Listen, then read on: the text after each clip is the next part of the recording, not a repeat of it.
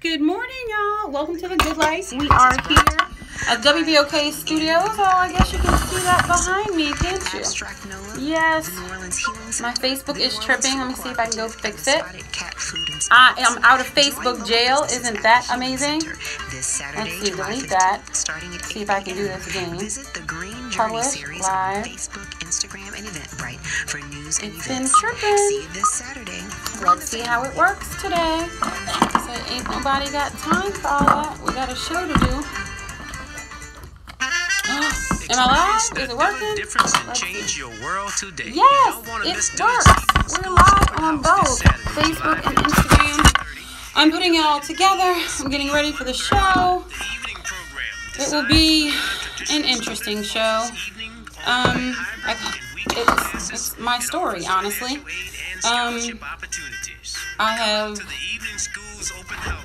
posted about it. It's been something that has been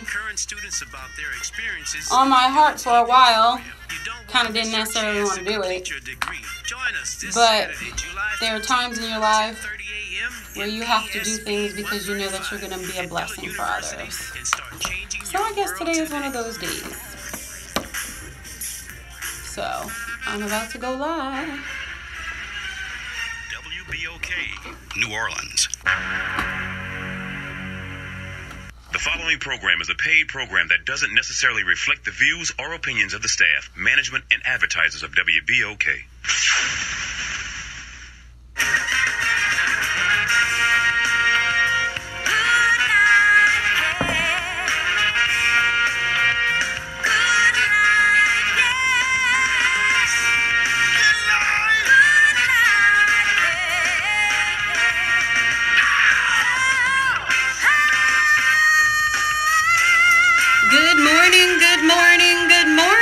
Welcome to The Good Life with me, Eileen. We are here on Free Spirit Friday, and we're here to open your mind.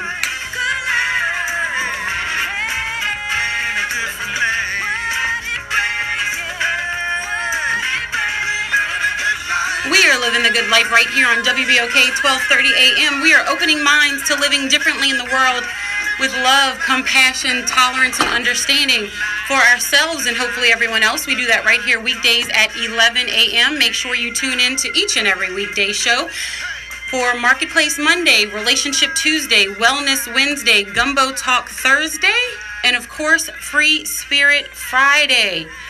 Oh goodness, today's theme, or this week's theme I should say, has been about focusing on the positive, focusing on the good, because sometimes we get so enthralled with everything that's negative, everything that goes on in our life, all of the heartbreaks, all of the setbacks, all of the valleys, that we don't embrace the peaks. We don't embrace the little things. We don't enjoy life. And so this show has been a long time coming. Honestly, I didn't really want to do it. But, you know, when you are have a calling, it is definitely something that when you know you're going to do something that's going to help somebody, you need to take that jump. And I believe that we are all here on this earth to take that jump, to help someone. Connection is vital in the world. And when we can create connections, we can change the world. So today is about my story, and it's not just about my story, but it's going to be an ongoing segment that we're going to have on Fridays. Free Spirit Friday isn't just about being a free spirit. There's another way that you can take it. It's actually freeing my spirit.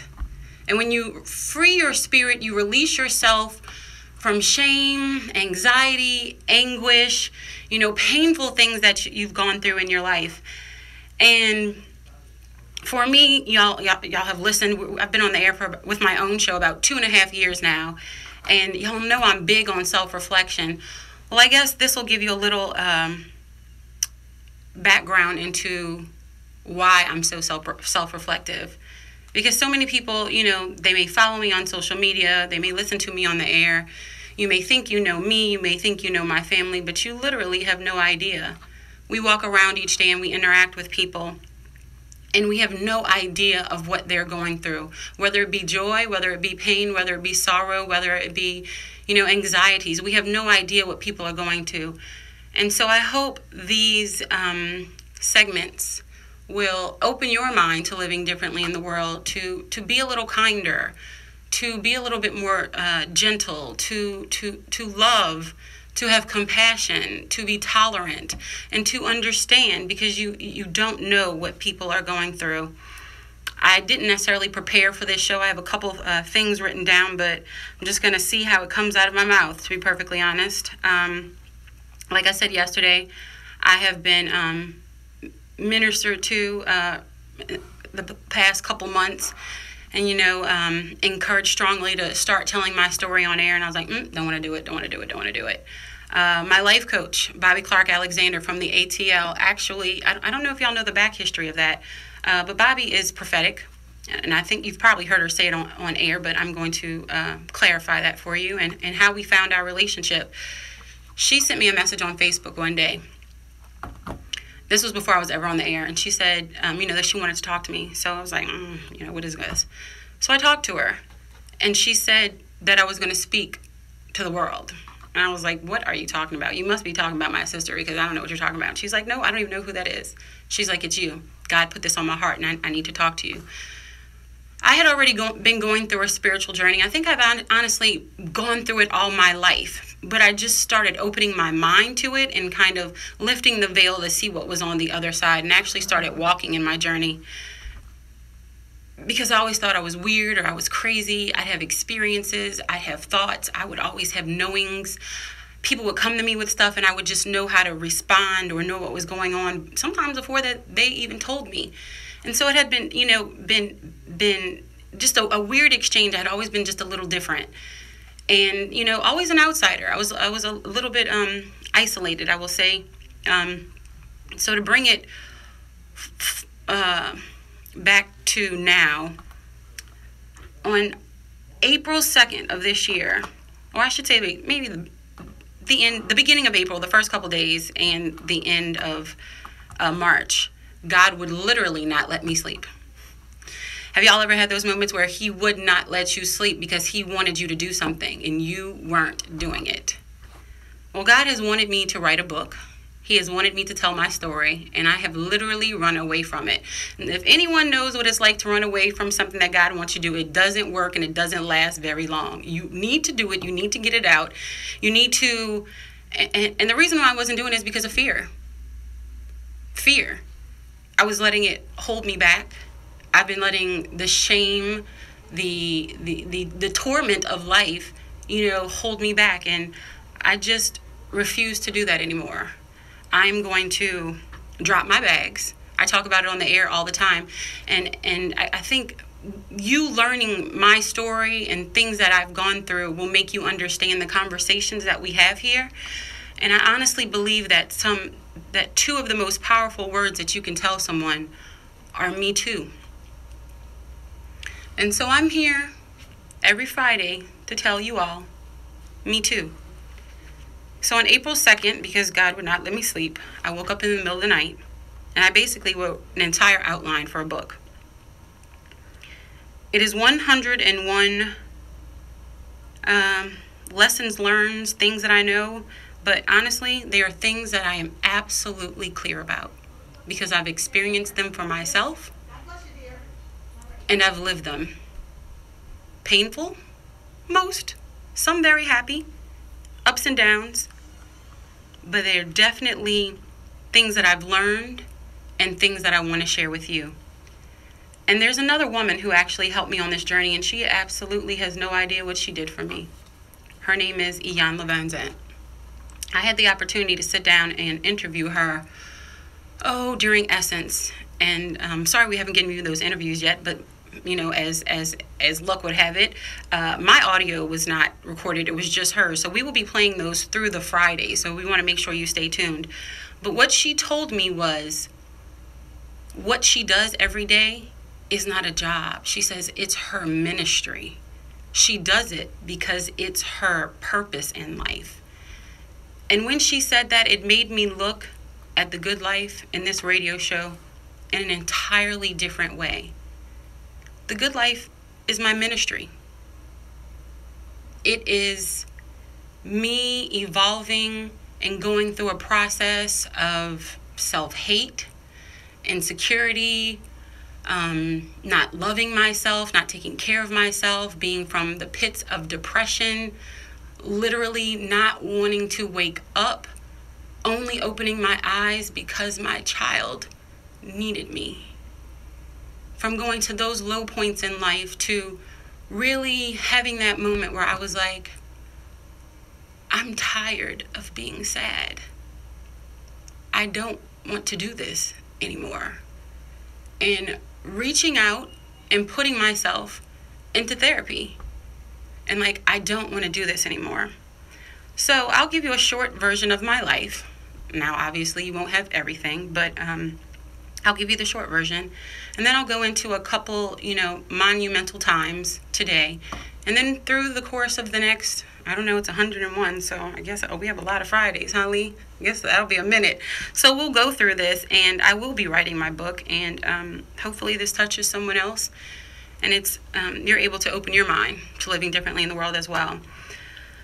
So a little bit about my life. I'm one of 3 girls. I have amazing parents. They, for me, showed me what love looked like. They were together for this point, as of today, 52 years, but you add on the years that they dated, so it's 56. Who stays together 56 years? You grow up with that and you think love is just, I don't want to say it's easy, but you're like, that's attainable. I'm gonna meet that man when I'm 16, and everything is gonna be perfect from that point on. That's what you want in life, and if you don't get it, you kind of feel like a failure. So my 2 older sisters are 12 and 9 years older than me, so I kind of grew up like an only child. I did grow up like an only child. And I love my parents, and they love me, and trust me, my parents totally took care of me. But, there were times where being an only child is lonely. So I was lonely sometimes. Because when I went to school, I did not have friends. And we've had this conversation, maybe a year and a half ago, we had this conversation. It became a huge controversy. And even I had callers that called in who did not want us to have a second part of the show. But we did, because it's important. Because I was fair-skinned. And I did not fit in. Our culture did not accept me for who I am. I was ostracized from people who looked like me, or I thought looked like me. And then I was ostracized from, the other side of the spectrum, because I was not them. Looking back, and I had this conversation with my parents when I had that show about colorism and how, we treat each other. My parents looked back and they were like, I had no idea you were going through that. I was always an other. I was never included. I didn't have female friends. Like, I look at people who have girlfriends from like when they were in kindergarten, and they have like 5 and 6 friends, and I envy that. Who doesn't want a friend? But I will say, through my lifetime, I've tried to have those things, and I have been backstabbed, and I have been hurt, and I've had a friend who like dated a boyfriend right under my, I've had all that, and it hurts, and it's awful, and it's painful, especially when a friend hurts you that badly. So going back to childhood, I was kind of an isolationist. My friends were, I had a friend who was Indian. I had a friend who was Egyptian. I had a friend who was actually Palestinian. And we kind of made our own group because you don't fit in. But those things affect you for the rest of your life. And I want you to understand that how we treat each other when we're children, and not even just that, but pay attention to your children. Pay attention to the things that they don't tell you, because I didn't have the words to tell my parents that I was absolutely devastated not to have any friends. And then going through that process, when I would grow up as I grew up, I should say, I don't know if y'all remember Valencia, but I remember this vividly. I thought I was finally accepted. We were going to this party, and we went there, and I was the only one that looked like me. And it was a swimming party, and they looked at me like, don't you dare get in that pool.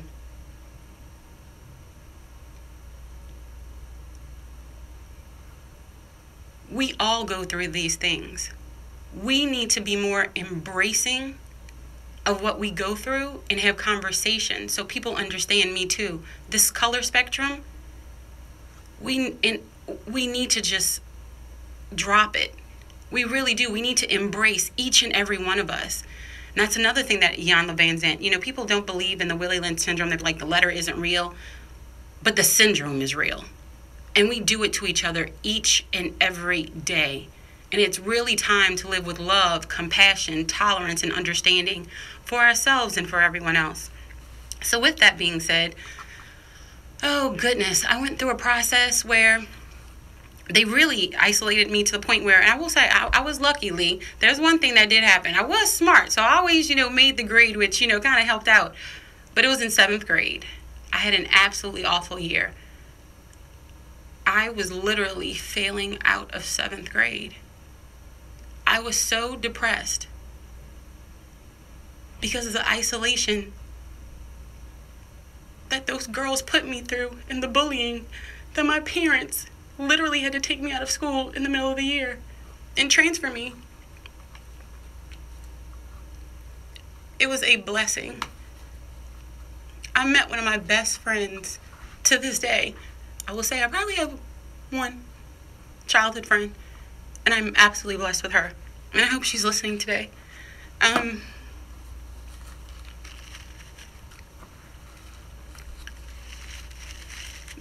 They transferred me to Ursuline Academy. I saw more people who kind of look like me. And it's very important when you put your child in situations, and that was one of the reasons why I chose the schools I did for my son, because I know what I had gone through. And I never wanted him to experience that type of pain. And with that being said, my friend Erica has been there through the highs of my life and the lows of my life. Because I have experienced major depression to the point where there were times where I don't think I spoke to my family for 3 months because I didn't want anyone to know how badly I was hurting. They would call me, they would knock on my door, I'd literally be on the other side and would not answer it because I wanted to be by myself. I did not want to open up and to allow, actually wasn't even that. I did not want to share my pain. I didn't want to give it to someone else. I didn't want it to have a ripple effect. I wanted to just deal with it myself. I was one of those self-help book people. I wanted to fix myself. I was like, I can read a book, I can fix it. I can fix anything. If anybody knows me, they know I'm a self-help book reader. And for all of you out there, y'all know I love my books. So now you know why. Because I always wanted to fix myself. I always thought something was wrong with me. I can fix myself. I can read a book, I can fix myself. And so with that being said, the depression was really due to, well, it was due to a lot of things. A buildup, not talking, keeping things in.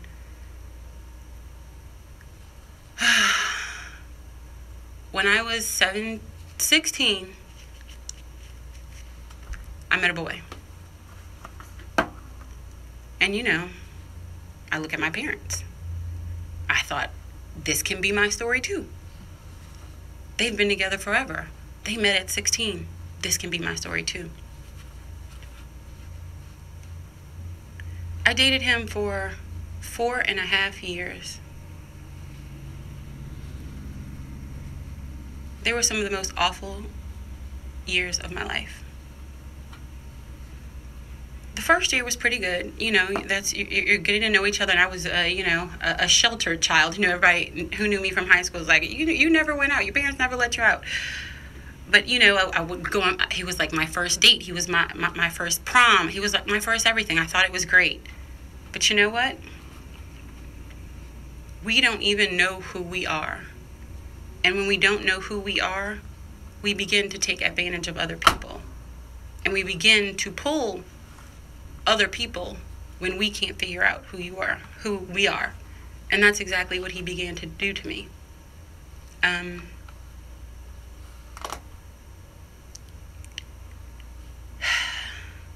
He smoked marijuana. I did not know it, in the beginning, but he did, and it wasn't something I blamed him for or, kind of looked at terribly, but it was a shocker like a year and a half into the relationship to find out at that age. But it wasn't just a shocker that he smoked marijuana. The shocker was that he was addicted to it to the point that if he didn't have it, he was angry. And through the years, he became very abusive. So these are years from 16 to 19.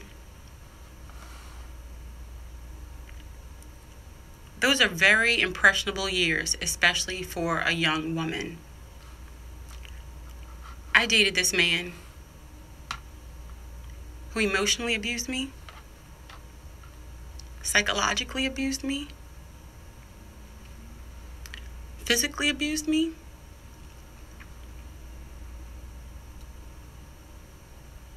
and I never told anyone.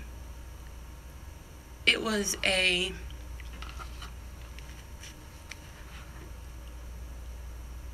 guess I couldn't tell anyone because I didn't tell myself. It had gotten so bad towards the end that, I guess I can't jump over a huge part because this is important for all of you who have young cousins and nieces and daughters, and please pay attention to them, especially in their teen years. Because who thinks that your boyfriend is going to rape you?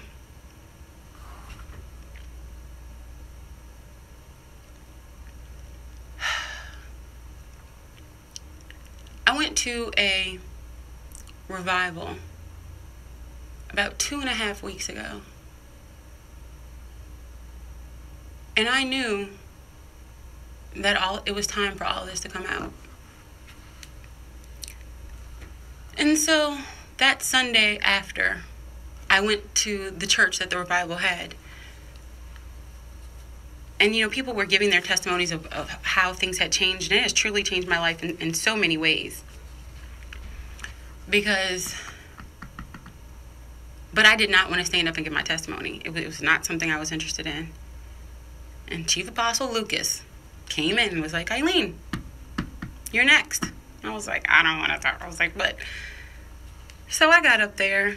I spoke about how it had changed me and things that had manifested and, how grateful I was for it. But I stood up there and I said I had been raped. I gave my testimony and I sat down.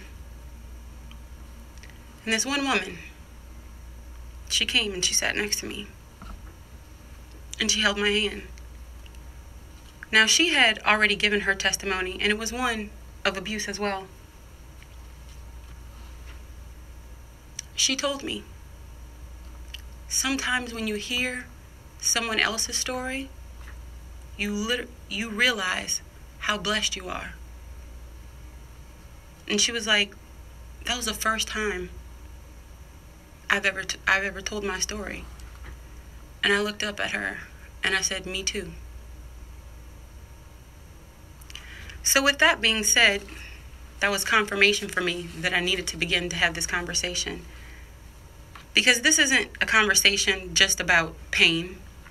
It's a conversation about perseverance, about love, compassion, tolerance, and understanding.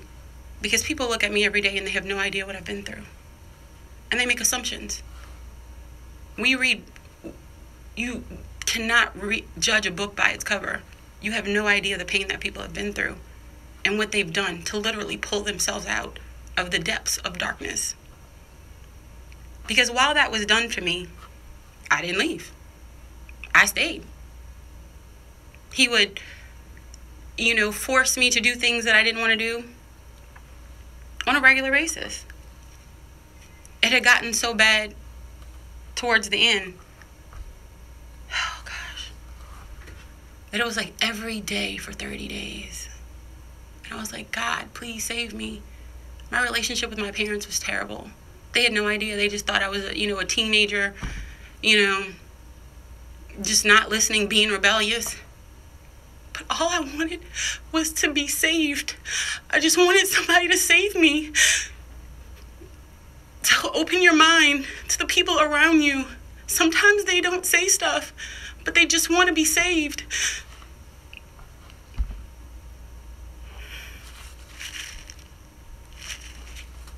With that being said, I never spoke about it.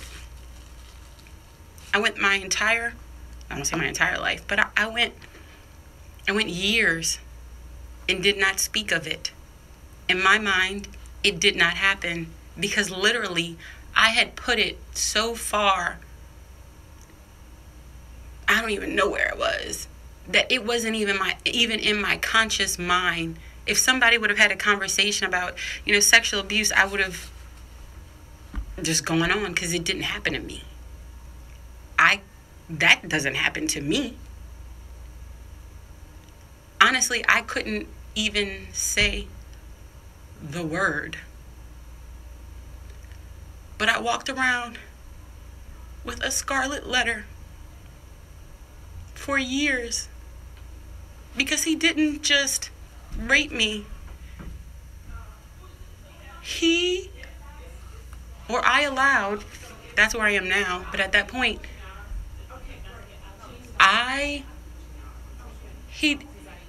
he broke my spirit.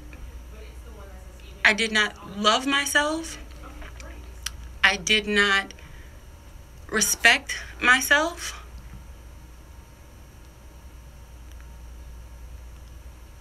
And I did not take care of myself in any way or fashion.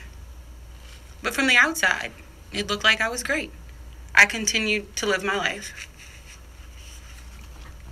I even dated, got married, had a baby. To this day, my ex-husband has no idea. Well, maybe he does now. He has no idea. So when I had that show a couple weeks ago about having conversations with the people you're in a relationship with, it's because I live that. And because I know how detrimental it can be to yourself and to the other person when they don't even know who you're in a relationship with, and even more so when you don't know who you are. With that being said, I'll drift a little bit into the ex-husband. For you who know, because I gave this testimony about my miscarriage, we had a pretty good relationship. We had dated 3 years. Never really had an argument. We had an ectopic pregnancy. I was rushed to the hospital. Once there, I was bleeding out. I lost my right side. They told me I may not be able to have children. Don't listen. It's what God says. But that tore us apart. How many people out there, and I know there are lots because I've had these conversations with people, have had a miscarriage, have lost a child, and has literally changed your relationship, where both of you begin to heal in different manners, but don't do it together. It pulls you apart. But what I have learned is that everything is spiritual. Everything comes down to it.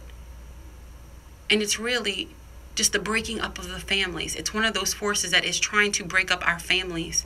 So I want you to open your mind and be smarter than that. And realize that it is not of the flesh. We're not fighting each other. Start fighting what is fighting you. And they want the breakup of our families. So I want you to just look at that and through a different eyes, through a different perspective. Just open your mind. Just and we'll go through a lot of these things, in these 101 weeks as I've poured this out. But with that being said, we broke up while I was pregnant. You know, I come from a family that, you know, is pretty well known. So going through a pregnancy by yourself in the city of New Orleans was not fun. There were lonely days. I went through my, who wants to go to their Lamaze class with their mother? Everyone in there has their companion.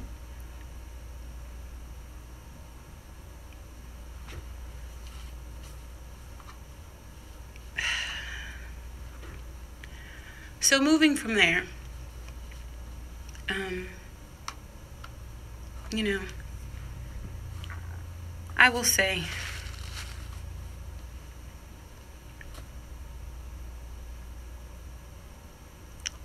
perseverance is key. You never know what is on the other side. And there's a lot of things that I've gone through in my life, and through these Fridays, we will talk about them. Some of the things that I am, you know, clear about with this 101. But I will say this. Forgiveness has been the biggest lesson of all of this. Everyone that I've dealt with, everyone that's hurt me, the pain that people have caused, I've forgiven them. I didn't acknowledge that I had been raped for 12 years. 12 years. Can you imagine the poison that infiltrated in my body, in my soul, in my spirit for 12 years? 12 long, awful, depressed years. But I went out in public. I put my face on, and no one would have known what I was going through. And so when I say on the air, release it, you will feel better, stop poisoning yourself, I don't say it just because I read it in a book and it sounds good. I say it because I lived it. I have walked through the fear. I have had to say the word rape out loud. It has been painful, but it has been freeing. And what is the good life with regard to this? It is not living in shame. It is not living in fear anymore, because the devil is not going to take my joy. And don't let it take yours. We're going to take a quick break. And when I come back, I'll go into some of the things that I'm clear about and some of the conversations that we're going to have throughout the next till umpteen, huh, Holly? So I hope you stay tuned. It's a little bit of my story. You know, if I'm transparent and I'm able to be vulnerable, to be authentic, I just encourage each and every one of you to be the same. It can build our relationships, it can build our community, and it can build our world. And we can all create the good life. We'll be right back.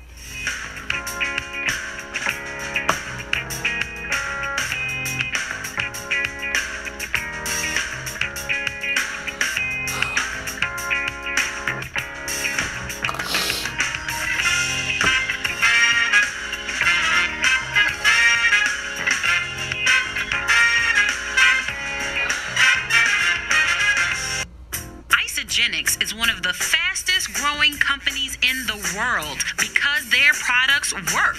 Their solutions and culture has redefined the health and wellness industry. Science backs their products and statistics back their success.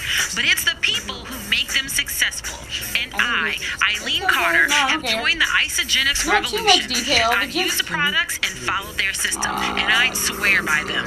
I'm on my journey of transformation and invite you to join me and try Isogenics today. Challenge yourself and change your life. Find information and testimonials at thegoodliferadioshow.isogenics.com. Thanks, Lee. I appreciate the hug. That's my producer. thegoodliferadioshow.isogenics.com. Order yours today.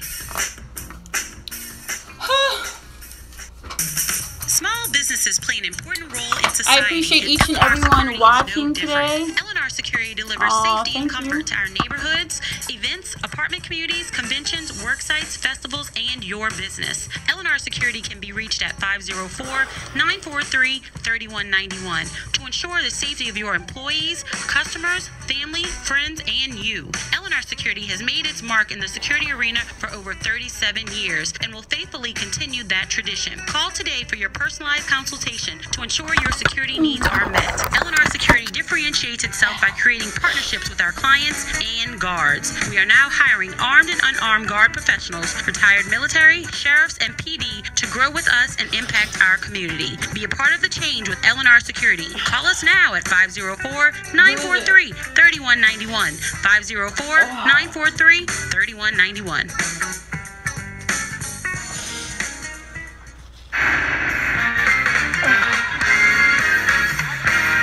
Hello, this is Lyle Henderson. Listen, join me every Sunday morning at 5 a.m. to 8 a.m. for the World of Gospel Sunday morning right here on WBOK, 12:30 a.m. Real Gospel for Real Times.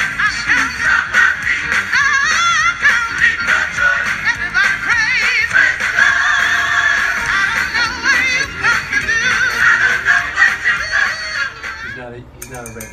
Okay. A new green awareness has hit our city like never before. Join the Green Journey series at the New Orleans Healing Center this Saturday, July 15th, starting at 8 a.m. to participate in numerous interactive workshops, food tastings, cooking demonstrations, and to receive simple, informative tips on conscious living and health. All-day passes are $10 for adults and only $5 for children. The Green Journey series is brought to you by ANBIA Organic Soap, Abstract NOLA, the New Orleans Healing Center, the New Orleans Food Cooperative, and the Spotted Cat Food and Spirits. Join local businesses at the Healing Center this Saturday, July 15th, starting at 8 a.m. Visit the Green Journey series on Facebook, Instagram, and Eventbrite for news and events. See you this Saturday. Bring the family.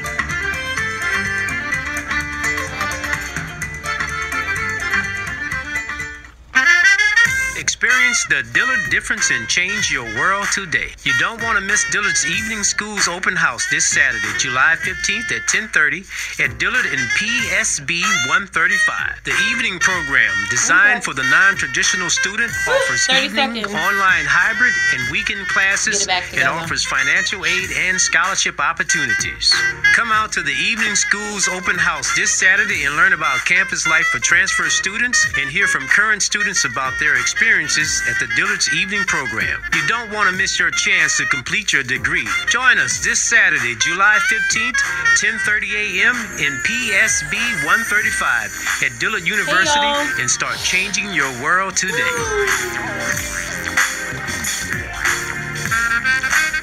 WBOK, real talk for real times.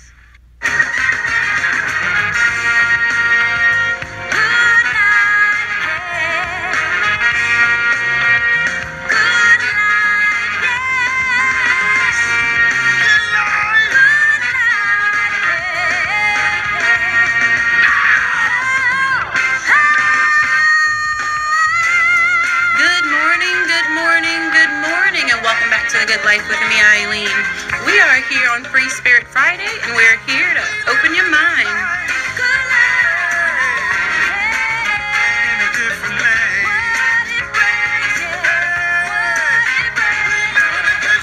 We are living the good life right here on WBOK 1230 AM. We are opening minds to living differently in the world with love, compassion, tolerance, and understanding for ourselves and everyone else.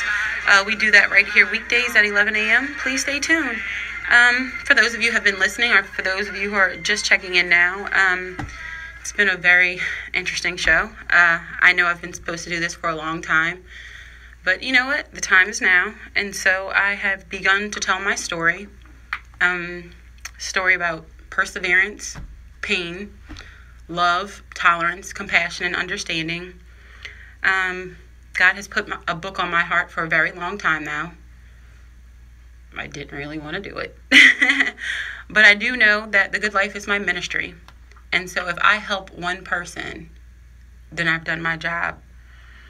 Because in my opinion, the most terrible poverty is loneliness and the feeling of being unloved and not having connection. And I've lived that way for a long time. And I'm not going to do it anymore. Dropping my shame, dropping my fear, dropping rejection, all those things that I ask y'all to do every day, I'm doing them too. And if we do it together, we can all live the good life. So we have a caller who called me. Henry, good morning. How are you? Thank you so much for your call today. Good morning. How you doing, Aileen? I'm blessed. I wish I can give you a hug right now. I really do, man. It's I just want to call, get some encouraging words. I mean, now that you've done this like publicly, I hope that you're free from it, and now that you spoke about forgiveness and everything else, because I don't want you to have bitterness to settle in, because the enemy can use these things to really keep you down. Exactly. Exactly. And I believe that what you're doing is very courageous, and a lot of women that look up to you, even young girls that look up to you, could probably have a voice for themselves and be able to be encouraged to do what you have done. And I'm really proud of you. Thank you. I really am praying for you, because now that you've done this, you're going to need prayer. You're going to need to be strengthened, because the enemy is going to try to attack you and make you feel like, okay, no one cares. But Jesus cares. He loves you. Yes. And got many people around you that loves you. And you got people that look for you to really be strong, and be strong for yourself, and never really worry about what the world says, because right. what Jesus says is all that matters, and what you believe in your heart. Everything else is irrelevant, and who cares what everybody else thinks? Exactly. So I just want to tell you that, dude. I really appreciate what you're doing. I love your show. Thank you so much, Henry. Like, you don't know how much that means. And that's exactly part of the reason why I'm having the conversation, to let someone know who's listening, me too. And I want someone else to know that they don't have to hold it in for 12 years. Please speak up. Please speak up. Watch your children, male and female. Watch your children. Don't let them go into isolation. Don't let them, revert inside and close themselves off from the world. When they're doing that, something is wrong, and they may be screaming out for help in silence, where you can't hear them, and you're just wrapped up in the hustle and the bustle of your everyday life, and you haven't heard from them in a while. Well, maybe they're busy. They're just out with their friends. Maybe not. Call them. Check on them. Isolation is so lonely. It's the devil's playground. He gets in your mind, and he tries to control you. And so many times, he accomplishes that. But I will say this. God doesn't give you anything that you can't handle. And I am a living testimony to tell you that whatever you're going through, you can get through it. Y'all have just heard, a piece of it. Unfortunately, there's some more. And, we'll go through some things throughout, these next couple Fridays. Every Friday we'll be having a segment. It won't be the whole show, but it will be, a segment. Because I want people to just understand that you're not alone. We all go through these things. And that there's life on the other side of them. And that if we do it together, and when I say love, compassion, tolerance, understanding, when I say that every day, I mean it. I didn't just choose those words haphazardly. I chose those words because I knew it's something I needed. I know it's something you need. And there's this, we have a caller, and I'm going to go to the lines in 1 second. But the thing that made me be able to forgive, and not just, him from the abuse, but from, and I didn't even say this, and I'm going to do it quickly. It wasn't even the sexual abuse that made me leave, which is kind of sad. There was a day, where I just didn't want to have it anymore. I was like, nope, don't want to do it. And he lived in a house where there was a landing at the bottom, and then you walked up the stairs. And so we were at the bottom of the landing. And, I knew what that look was, and I knew, where it was going. I knew what time it was, and I was like, nope, not doing it. And he got so angry at me. And he looked at me. And he punched a hole in the wall right next to my head.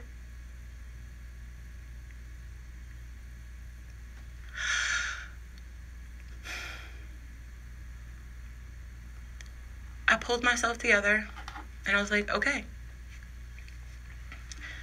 Until he started walking up the stairs. And I started walking behind him.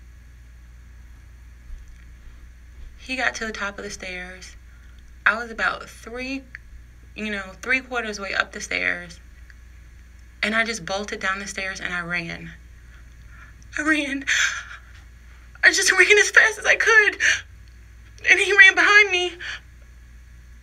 And I got in the car first. And it was nothing but God that got me in that car first. And I drove home. And I want to say the blessing was that I lived in a gated community. And that he couldn't get past the guards that night. But he tried. But you ask why people stay. I don't know why everybody stayed. But I do know I stayed. Because I thought that's what it looked like at that point. I thought that's what love was. Because that was the first thing I had ever had. I thought that's what, And he was like, if you don't give it to me, I'm going to go get it from somewhere else. And what woman wants to share?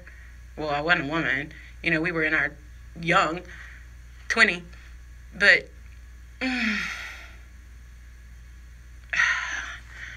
me go to the lines. I have Miss Luella on line 3. Good morning. Welcome to The Good Life. How are you? Hi, Eileen. This is Luella Givens. How are you? I am listening. I had turned the radio on, and I just heard your voice. I hadn't heard your story, as I just heard just now, but I called just to tell you that I love you. Oh, and thank you. I always have. And you are such a strong young woman and so beautiful, and you have so much to give. But I want you to know that I'm praying for you, now that I've heard more. But I just wanted to reach out. I couldn't stand hearing the pain in your voice, and I didn't know what was wrong. But I wanted you to know that I'm here. I may not see you often anymore. I want you to know that I do care. Thank you. And that you are not alone. Mm-hmm. And get my number from Lee and call me, and you keep in touch, because I am going to be here for you. I will. Oh, my gosh. Thank you so much. I absolutely will. Thank you. Right. Oh, goodness. Y'all don't know how y'all are warming my soul. Because I'm looking here on social media, and I kind of had a little breakdown during the break. Because there was one young lady, and I'm sorry I couldn't even read it through the tears. She was like, your story is helping so many women today. Your testimony is helping so many women and men. Because I want you to know, either way that it happens, what you do to us. What happens on the other side. You need to know what it looks like. You need to know what a broken spirit looks like. No one would expect that from me. Which is exactly why I'm probably the person that needed to deliver the message. But through all this, I will say, there's one thing that's been constant. Knowingly or unknowingly. Sometimes unknowingly, to be perfectly honest. God has not left me. I am so strong in my spirituality now. It's funny, my brother-in-law calls me a holy roller.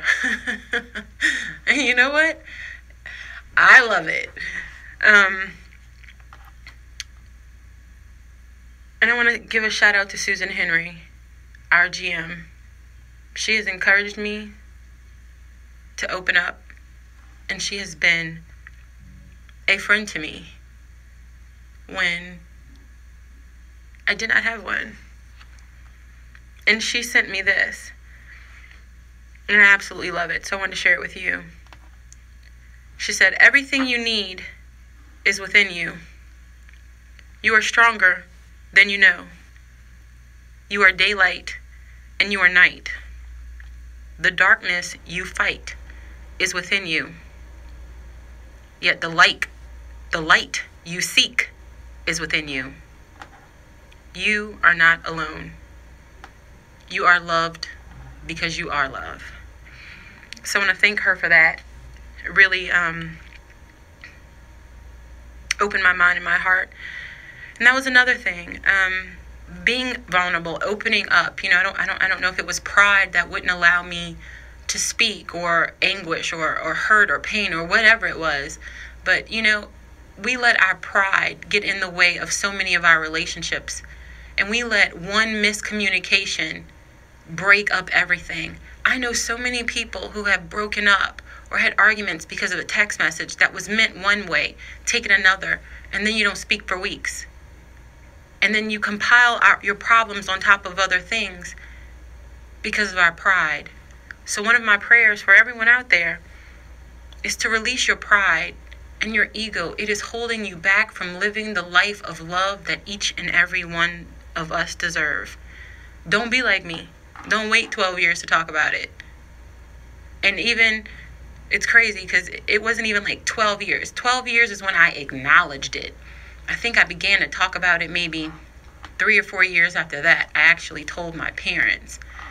They had no idea. My mom, they had tears in their eyes. They were like, why didn't you reach out? I don't know. I don't know.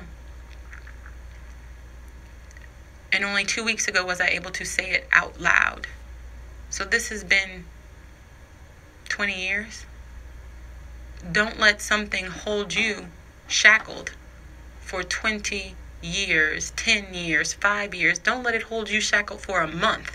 We all have something. We've all done something. There is something, all of us. So I just want you to open your mind to living differently in the world with love, compassion, tolerance, and understanding. And y'all may have thought it was funny when I first said for yourselves and everyone else. But now you know why I say it. For yourself and for everyone else. I'm going to give you a couple of the things that I'm clear about through my life, through my pain, through my happiness, through my struggles, through everything. Well, number one was, there's a God.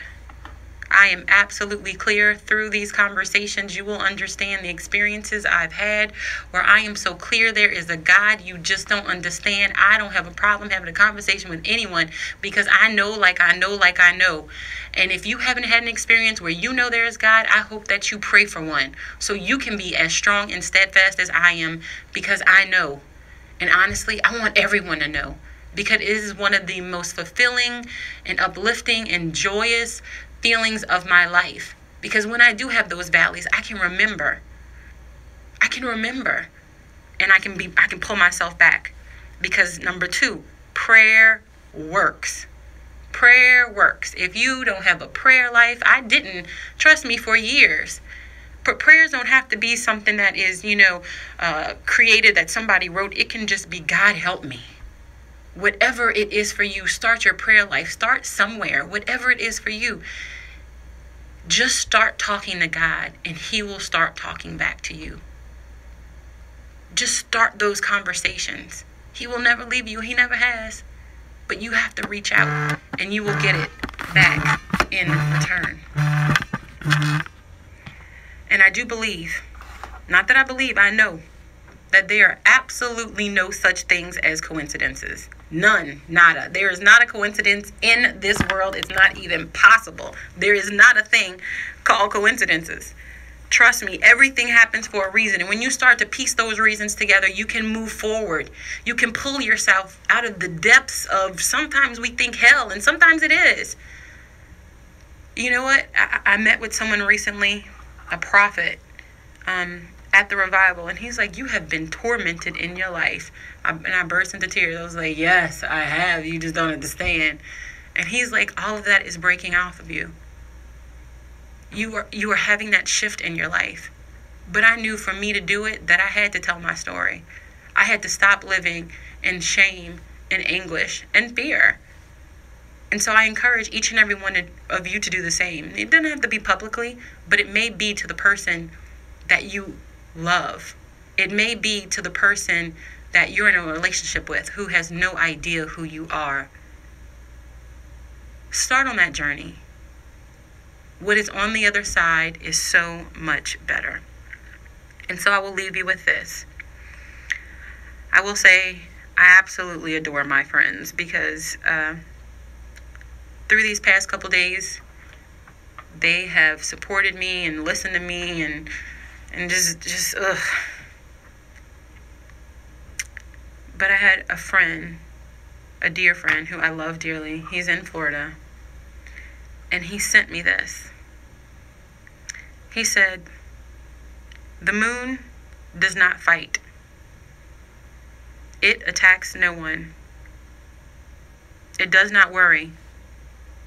It does not try to crush others. It keeps to its course. But by its very nature, it gently influences. What other body could pull an entire ocean from shore to shore?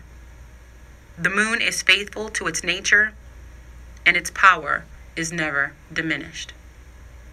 So with that, I invite each and every one of you to open your mind.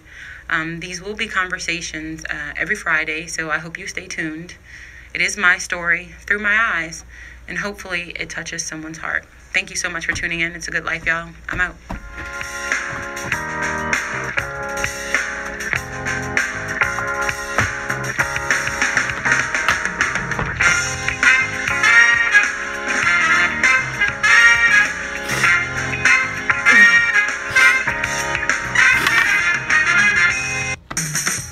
Businesses play an important role in society, and L&R Security is no different.